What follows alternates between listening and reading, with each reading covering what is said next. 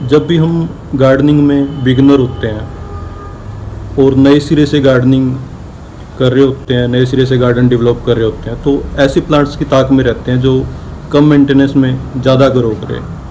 ऐसा ही एक प्लांट है लक्ष्मी गणेश का प्लांट, इसे शर्ब का प्लांट भी बोल देते हैं।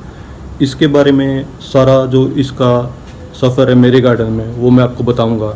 इसके प्रोज और कॉन्स मैं आपको बताऊंगा इस वीडियो में। नमस्कार, मैं हूं प्रदीप नैन, ब्लूमिंग यार्ड गार्डन स्टोरीज में आप सबका स्वागत करता हूं।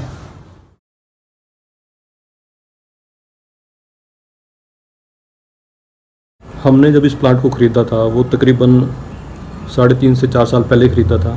एक बेबी प्लांट के रूप में हम इसे अपने घर के पास वाली गवर्नमेंट नर्सरी से लेके आए थे और प्लांट्स की तरह इसे हमने वेल ड्रेन्ड सॉइल में लगाया और 12 इंची गमले का सिलेक्शन किया। और प्लांट्स से अलग इस तरह था कि बहुत जल्दी ग्रो करता था, बहुत जल्दी हाइट पकड़ता था।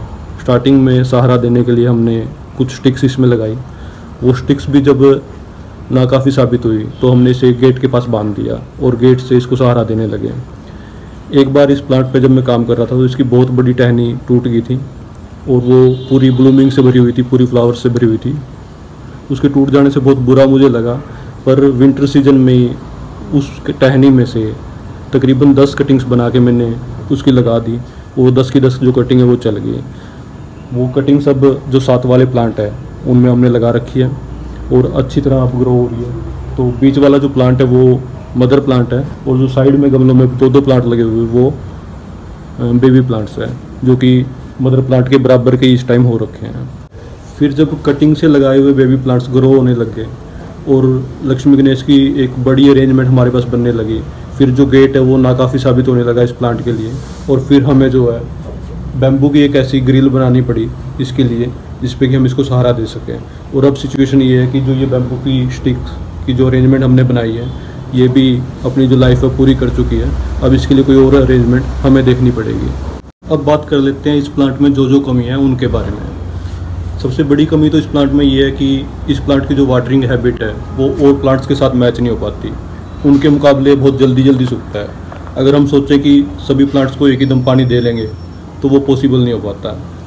दूसरा, धूप का जो है इस पर बहुत ज़्यादा इफेक्ट होता है अगर ये गमले में लगा हुआ तो। जैसे ही धूप निकलती है उसके बाद इसके जो पत्ते हैं वो मुरझा जाते हैं। और अगर मान लो कि पानी की थोड़ी कमी है फिर ये जो पत्ते हैं और भी ज़्यादा जल्दी मुरझाते हैं।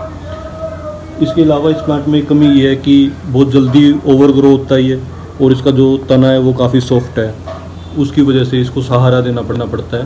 और कोई ना कोई अरेंजमेंट आप गेट पे बांधो या ग्रिल पे बांधो या फिर कुछ इसके गमले में कोई डंडी लगा के कोई ऐसी अरेंजमेंट बनाओ जिससे कि इसको सहारा मिल सके। अब बात कर लेते हैं इस प्लांट्स के प्रोज की, क्या क्या फ़ायदे हैं इस प्लांट में।